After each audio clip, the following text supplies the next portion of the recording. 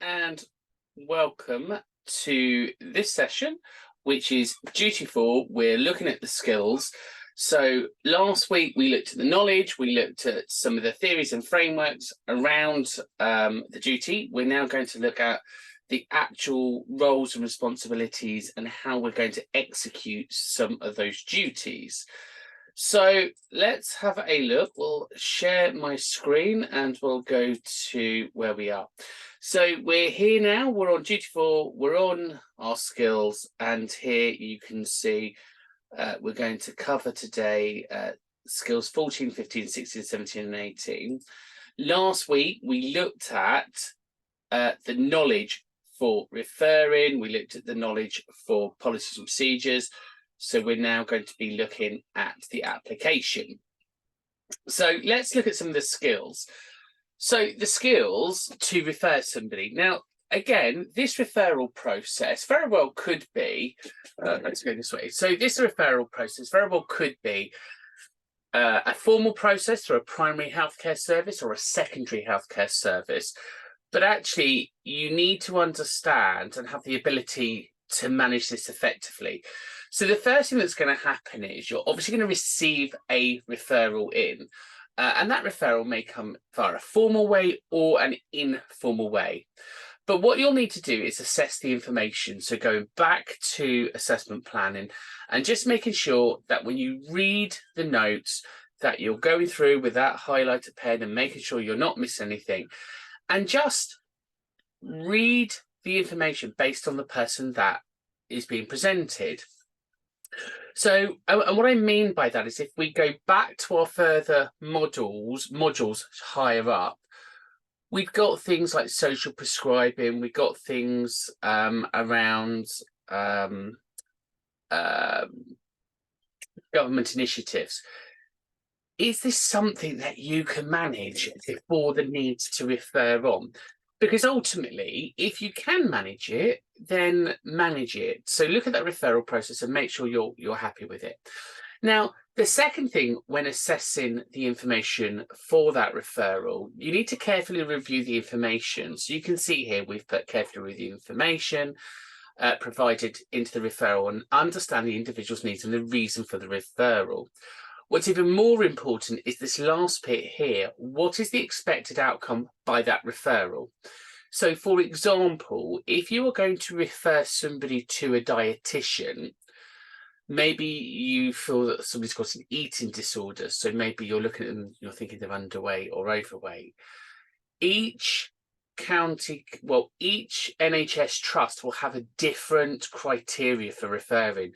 So it's really important you're aware of those criteria. So for example, down here in East Sussex, if we wanted to refer somebody for a dietitian, we would normally have to do an ECG. They would have to have an incredibly low BMI.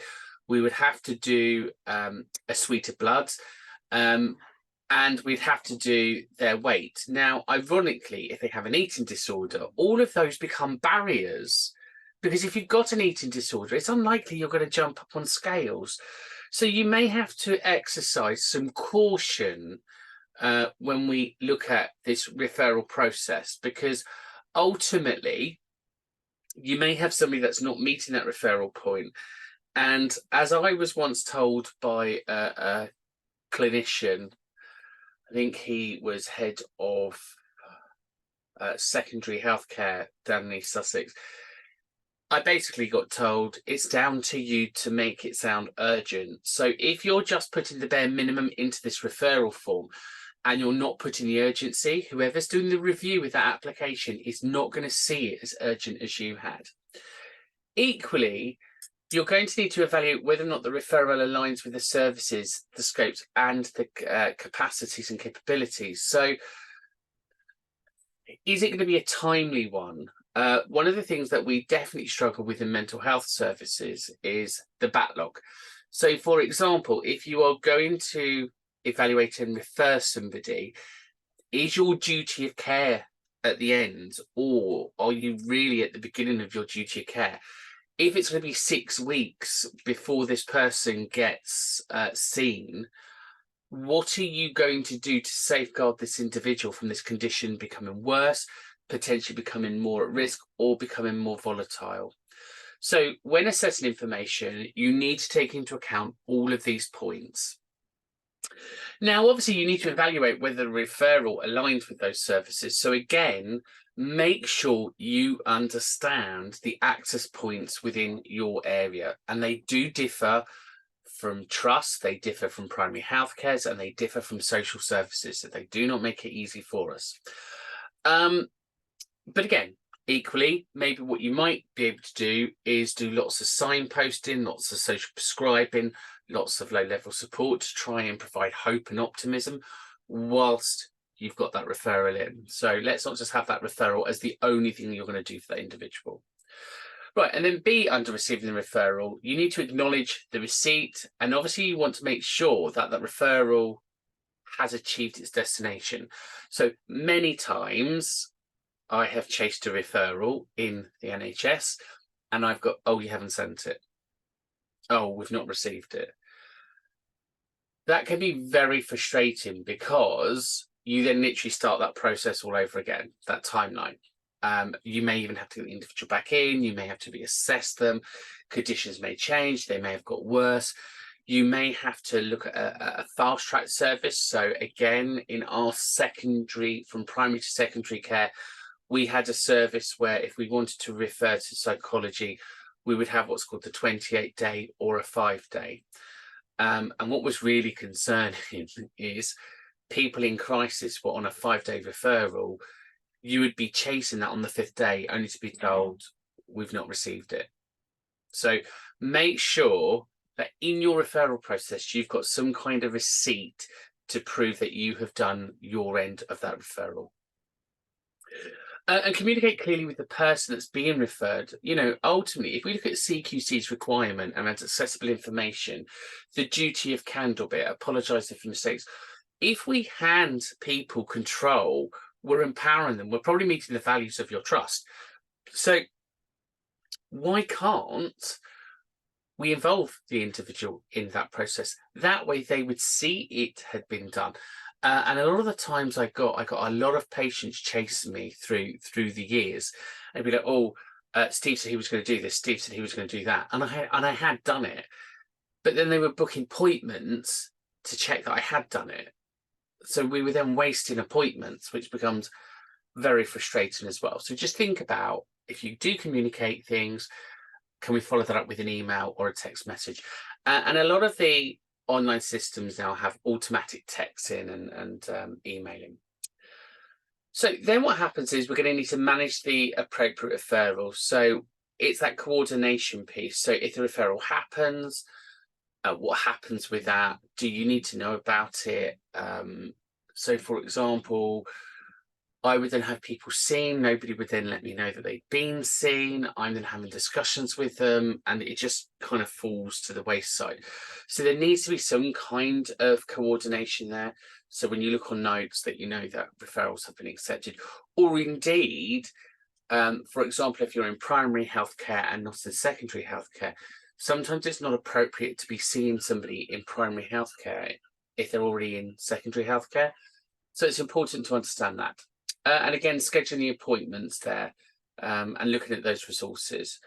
So the ongoing communication, keep all parties involved. So making sure that you're updating everyone, recognising and handling inappropriate referrals. So again, looking at that and keeping some kind of evaluation on that. So there has to be some kind of quality assurance process around your referrals and how many are being accepted, how many are being rejected. If they're accepted, why? If they're rejected, why? And you know, don't just let that go. I had a lot of my referrals were rejected to begin with. I then met the person responsible for making decisions. And after that, the majority of mine went straight through. No logic behind it. So do try to make sure that if you've got referrals, that the referrals are happening, that you're tracking them and you're able to hold people to account. Because let's face it, if this person dies because of a physical health condition or a mental health condition, somebody's going to come back to you and go, Why didn't you fast track that? What was you doing about that? And you're going to have to be able to justify what you've done. So again, communicate the assessment with the referral. So again, it's very clear what you've done, how you've met the referral guidelines. Escalate your referral to be more appropriate services. So again, if the referral is inappropriate, or again, maybe the fact that you need to do a bridging service, think about what you can do there. Think about those ethical considerations. Our ethics, if we look at the 8 ethical principles of not to lie, truth telling, autonomy, malevolence, benevolence, do no harm, that's very difficult when you're looking at the referral process, and that takes a great skill to manage all of that. So receiving and managing referrals is a sensitive and complex process that requires careful assessment, consideration, communication, and ethical considerations. Recognising when a referral is appropriate and inappropriate is essential to the process. Ensure that individuals are directed to the services that best meets their needs by maintaining a personal-centred approach and collaborating effectively with other professionals and services. This helps provide a response and a referral pathway. So again, just be mindful about your processes. And again, please go back to your services, read the policies and procedures, and make sure you are absolutely down on that referral process to wherever it may be. So managing people's personal data safely and securely when complying with storing and sharing data. So if you're in the NHS, you are going to have your own clinical information governance policies, procedures. You're going to have your own clinical governance training, and I want you to maintain that. So ignore what I'm about to tell you if you are in the NHS and you have done your clinical governance training, because ultimately that outweighs this, because you must maintain that. And I say that because the NHS have really strong rigor processes around information governance. If you're not in the NHS, then obviously think about information governance. So when we apply that in the real world, the ICO, the Information Commissioner's Office, requires us to have a data controller, and that's the person responsible for managing breaches of the GDPR, the General Data Protection Regulations Act. And again, they're accountable for making sure that people are working within the processes. You need to make sure, as part of your induction or ongoing processes, that you're familiar with your local policies, your processes around data protection, and that piece around sharing of information and personal data.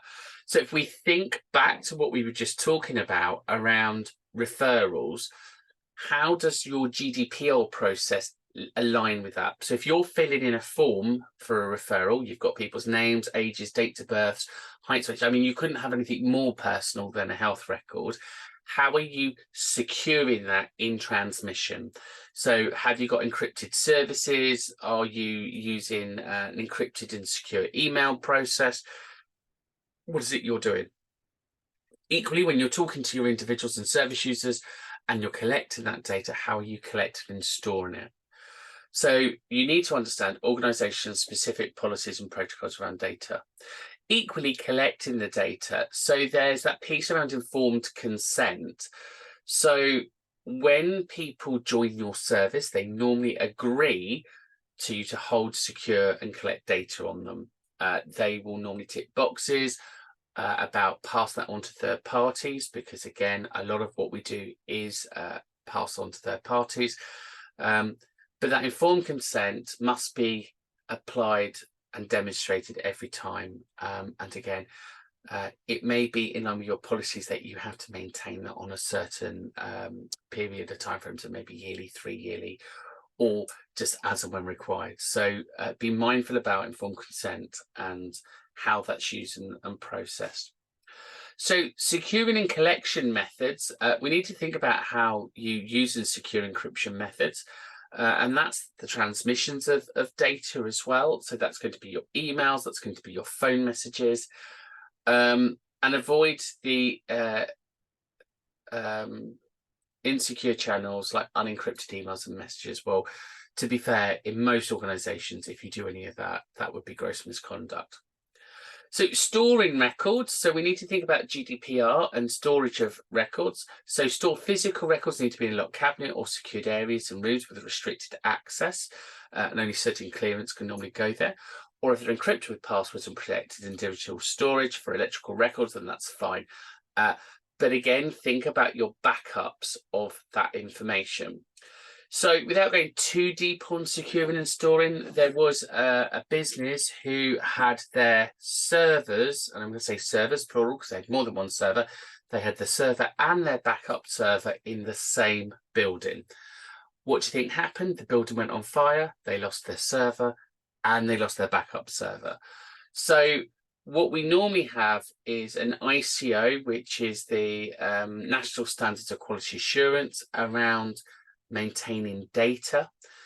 And just think about where your data is held. So we must now have things like cyber attack policy, cyber attack encryption, cyber attack insurance. And again, if you do have a server, your backup server should not be in the same building or anywhere near the first server, because if there is an explosion, you lose both lots of servers, which is a pretty cowboy move. So don't do that. And again, document sharing. So you need to maintain clear records of what information can be shared with whom and for what purpose. Remember, it needs to be least amount for the least restrictive amount of time and purpose. So access and control.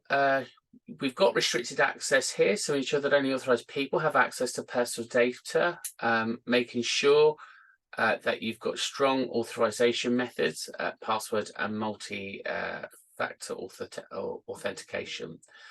Data retention. So you need to follow your organization's policies on retention there for retaining data. Remember, you can only keep it for as long as it is needed in law.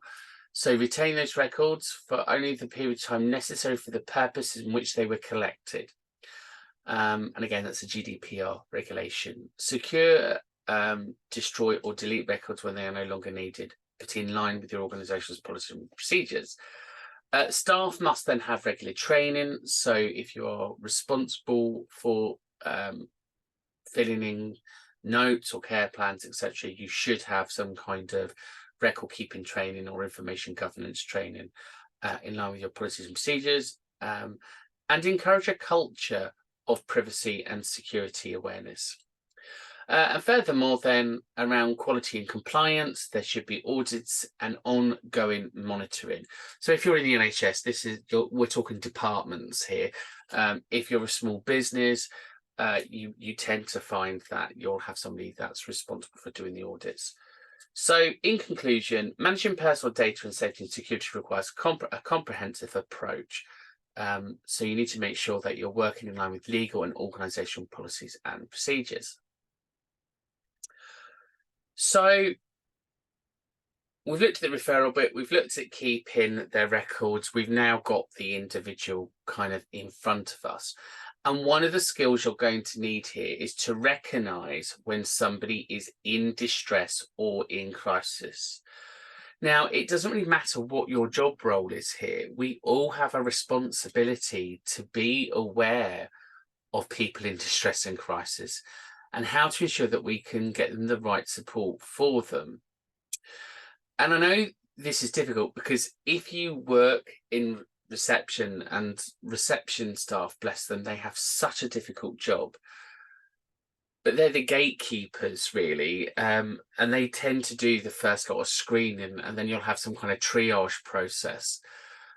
We have lots of pathways into healthcare services now, whether it's 111, 999, the apps, GPs, pharmacies, you know, there's lots of ways in.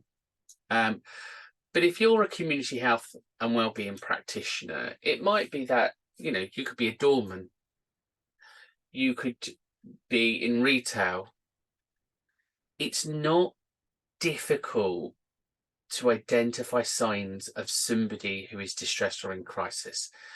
And your small acts of observation, your small acts of picking up signs of distress may be enough just to keep that person safe, because you have noticed and you have cared. So recognizing when somebody's in distress or in crisis and ensuring that they get the right support available is a vital skill, especially in the field of health and social care, counselling and community services. So here's a guide of recognizing distress or crisis, providing appropriate support. So recognizing signs of distress or crisis. So emotional distress, you're going to be looking things for anxiety. So maybe there's a bit of tremor in, maybe you can see the breathing's a bit laboured. With the panic, maybe you could see the shaking, the pulse going in the neck. You might see that they're looking pale, they could be clammy. And they could just be talking quite rapidly and worried, or maybe they're talking really slow and slurry. There may be signs of depression, sadness, and hopelessness. So that is that vacant look, like there's just nothing going on. There's no effect to the face. So when we do a mental state examination, we look for effect. And effect is one of the things that's quite easy to spot for depression, because normally people who are depressed, there's just nothing there. There's no highs. There's no lows. Just is. And when you ask them, it all just seems hopeless. So it's quite easy to spot, I think. But I've worked around it for 25 years. So it's not difficult to spot somebody's lost the light in their eyes. It's not difficult to spot the face kind of just lowering down. And again, they're just signs. Or an emotional sign might be the flight fight response, that they're angry, that they're irritable, and that they're quite short-tempered. And normally what you get with that is that rapid talking, the flight of ideas, blah, blah, blah, blah, blah, blah, blah, blah, blah. So again, just learning those skills to de-escalate and calm down. So you need to know how to manage anxiety, depression, and anger. And if you go to my YouTube channel and you type in anger, depression, and anxiety, I give you all of those techniques. And what you will find is there are multiple techniques that will cover them all. So for anxiety, depression, and anger, you could do mindfulness, you could do breathing techniques, you could do visualization, you could do vagus nerve stuff, you could do meditation, you could do guided meditation. So I've given you all of those skills there. It might just be the case that you just need to recognize somebody and say, look, I can see that you're a little, I can see that you're distressed, or I can see that something is not quite right. Can I help you for a minute? Take somebody to a private area and just give them a minute. And they may open up to you, they may not. But again, we just need to keep somebody safe. So they're kind of your lower levels of emotional signs. But then in a crisis, it tends to be a lot more flighty, a little bit more fast paced, a little bit more high energy, a little bit more urgent. So in crisis planning, you need to be able to keep somebody safe. You need to be able to think of those distraction techniques, the 5, 4, 3, 2, 1, the grounding skills to keep somebody nice and calm. So again, if you've not done any of that, go to my YouTube channel, watch them, because you should know how to apply those techniques. So you may see some behavioural signs, withdrawal. So you may not be seeing somebody as regularly, or they may start telling you, oh, I'm not going to the shops, I'm not doing this, I'm not doing that. You may see a change in sleep and eating patterns. So you might see the fact that the weight's coming off. They may be telling you that they've just lost appetite. And actually, after a couple of days of not eating, the body goes into ketosis and they lose appetite anyway. You may see risk-taking or self-destructive behaviour. So risk-taking might be they start telling you that they're drinking, they're taking drugs, unprotected sex, violence, doing dangerous things, and that could be for adrenaline rush. And again, you may see signs of neglect or personal neglect. Excuse me. So neglect and personal neglect, they may be looking a bit dishevelled, they may look unkempt, they may not look like they're washed or clean, maybe they're smelling. So they're your behavioural signs. Verbal indicators. So expression of despair or suicidal thoughts. Now, the only way you're going to know about suicidal thoughts is if you ask them. Again, I'm going to say here, if you've never done suicidal training, if you've never done anything around suicidal thoughts, and if suicide worries you, go to my videos in the YouTube channel, have a look at suicide because I cover it. I talk about what suicide is. I talk about how to manage suicide, and I talk about the things that you can do. The most important thing with suicidal thoughts is that we ask them. We ask the individual straight out, are you feeling suicidal? Have you had any suicidal thoughts?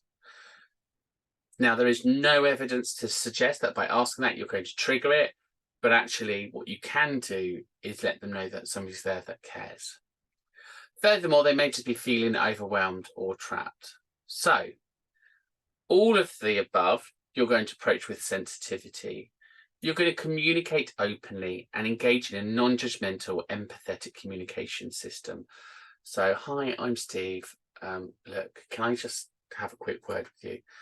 I noticed that you're a little bit flat, you're not as happy as you normally are, or I've noticed that maybe, things look like they're getting on top of you. Do you want to have a little chat? Can we have a little talk about this? So that calm, nice, relaxed, non-judgmental language, good active listening skills, use Egan's style of communication, be open, lean forward, nod, agree. Use open-ended questions to encourage them to share their feelings. Tell me, what's going on? Don't use the whole yes, no, oh, I can see you're upset, am I right? I can see that you're upset. Can you tell me what's happening? Yeah, and then you're going to encourage them to talk to you.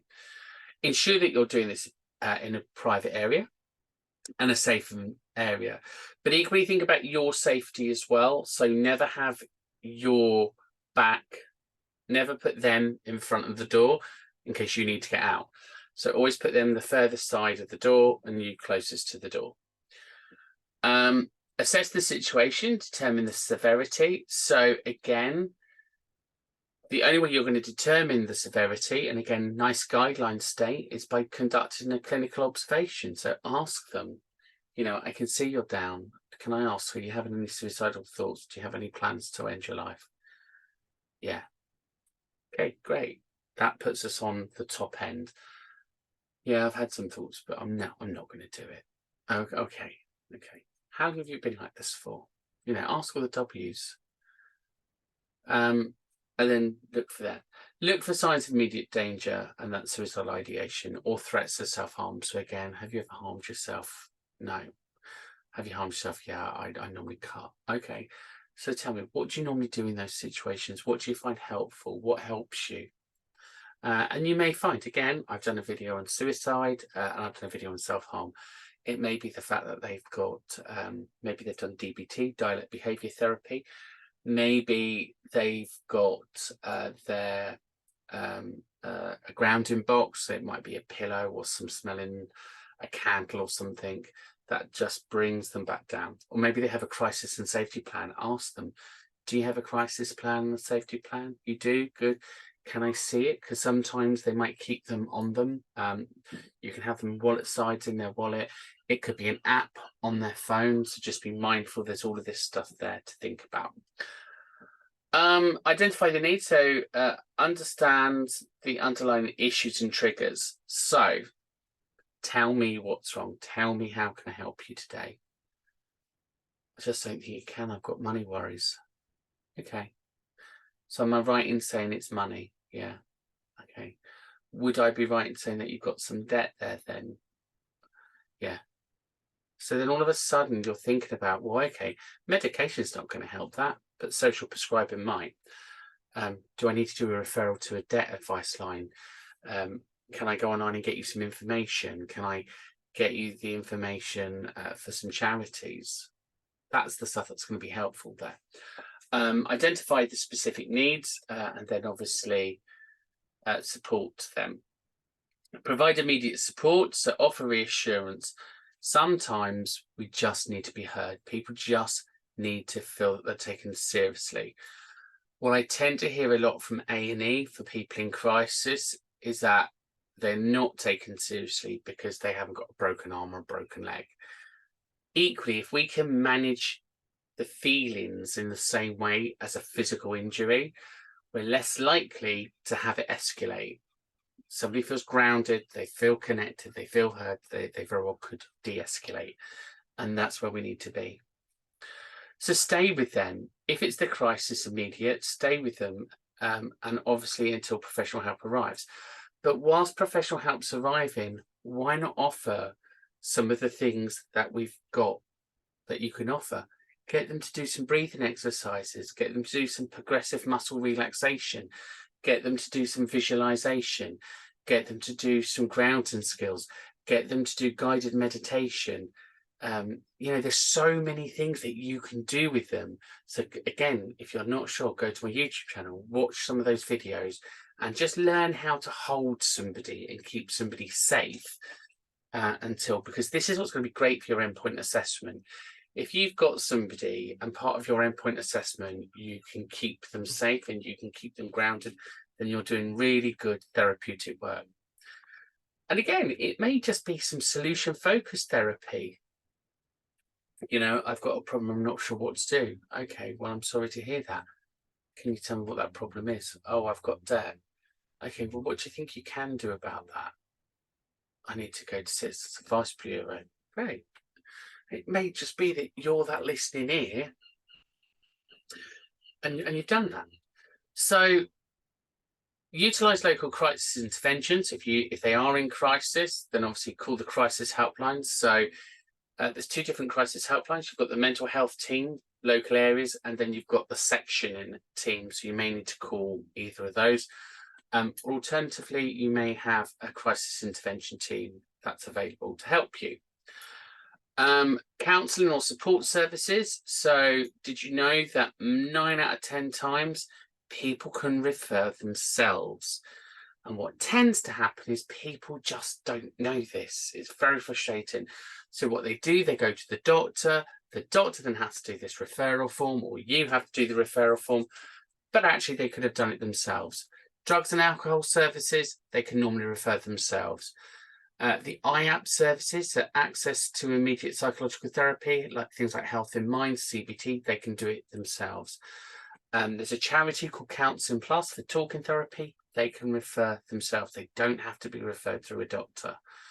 So again, knowing this, having that information to hand, stops them having to make an appointment in 2 to 3 weeks' time for a doctor, then only to be told that they need to wait another 2 to 3 weeks before they can speak to somebody. So just cutting out that middle person, you could be saving this person so much time and grief and potentially saving their life. So know who's in your area, know the referral processes so you can get them straight in.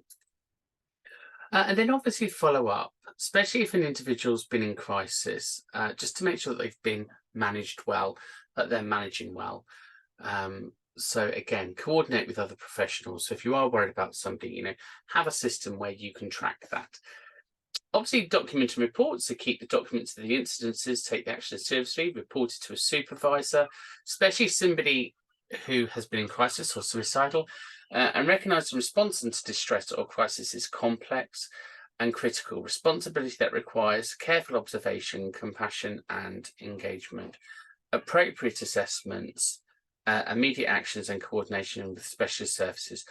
And again, complete those ongoing trainings. So you can watch the videos that I've got on YouTube, or alternatively, you can also go to the Mental Health Nurses course box, which is our free CPD online learning.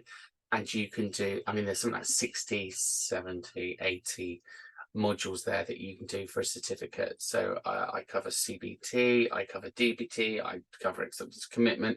You can do whatever training you feel you need to hold somebody and keep somebody safe. But again, if you want to talk to me about your service, we can talk about some of the things within your service we can do to keep you safe. So, for example, if you work in a school, you may have issues around substance and bullying. If you're in a nursing home, it may be more around depression, anxiety, and acceptance of ill health, or maybe loss. So we're all going to have different health requirements and different mental health things in your areas. So just think about that and have a little chat with me if you need to. So we need to develop relationships with referrals and referring agencies to ensure the appropriate referrals are made to the services and understood. So again, here, the better relationships you have with the networks, the quicker you're going to be able to get people the help that they need. So just understand the roles and the services around you. Just be familiar with all of the charities and all of the organisations, all of the online organisations, all of the support that's done through phone apps. Because the more you have in your toolbox, and I've given you those toolboxes at the top, the more support you can give somebody, the more they're going to feel heard, held and grounded. Building and maintaining those relationships. So having that regular communication, it may be joint meetings, it may be feedback and collaboration that you need to do. You'll need to create clearer guidance and protocols. So having very clear and transparent guidance on how to manage things. The guidance that you really, really do need is suicide and self-harm, because they're your high-risk things. Because what you don't want is to be held that accountability because your organisation hasn't thought about what do we do in those situations. Again, have access to be able to provide resources and tools. So offer brochures, websites, online platforms. So I've already done that for you. I've gathered all of that in your toolkits. So you can see now why these toolkits are so important to have. Because when you hear what's going on with somebody, it's like going shopping or ordering food. You're going, that problem, that problem, that problem, that problem, that problem, great. Here's the resources to help all of that. That's what empowerment looks like. Educate and inform people. So again, psychoeducation, the more you know, the more you can inform people.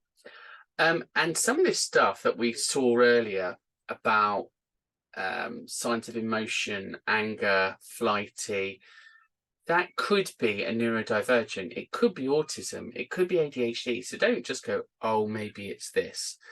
And with a neurodivergent, for example, in the front of our brain, so our executive, our working memories, our brain releases a chemical called the ACC. And what that chemical does is it slows the brain down, it cools the brain down when we get angry. If you're neurodivergent, it's suggested that that chemical doesn't work. So therefore, they haven't got this natural cooling chemical in the brain to slow them down. So it may just be giving that person some information about that. Say, look, it's not actually your fault you act like this. It's because of this. Obviously, don't say that if they're not neurodivergent, but if they are neurodivergent. And there's a great website called How to ADHD.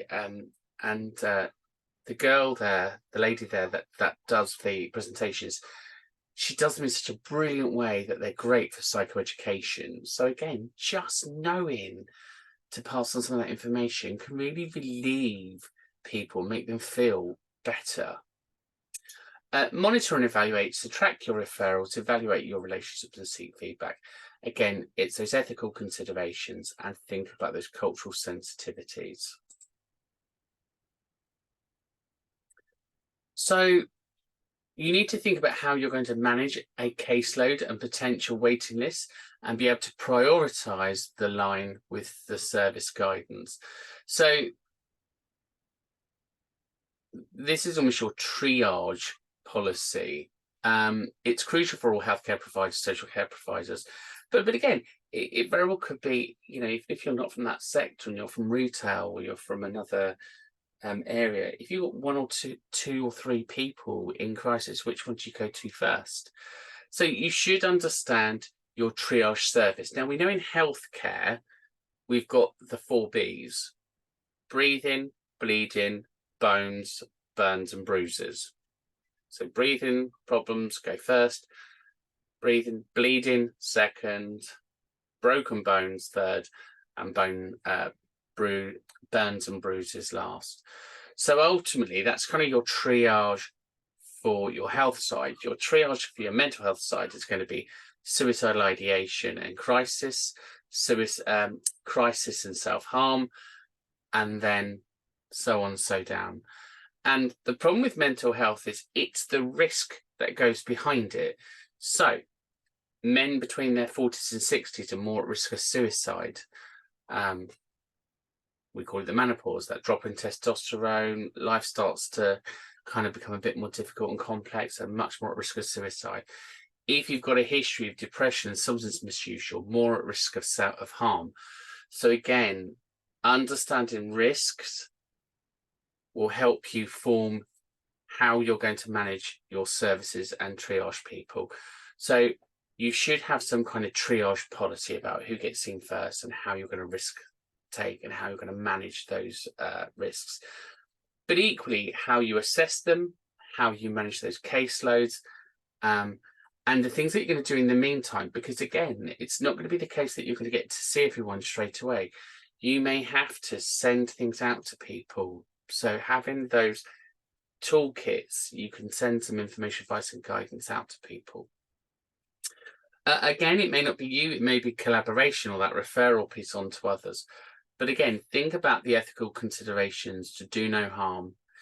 Do you feel that if you leave this person unattended, that harm will happen?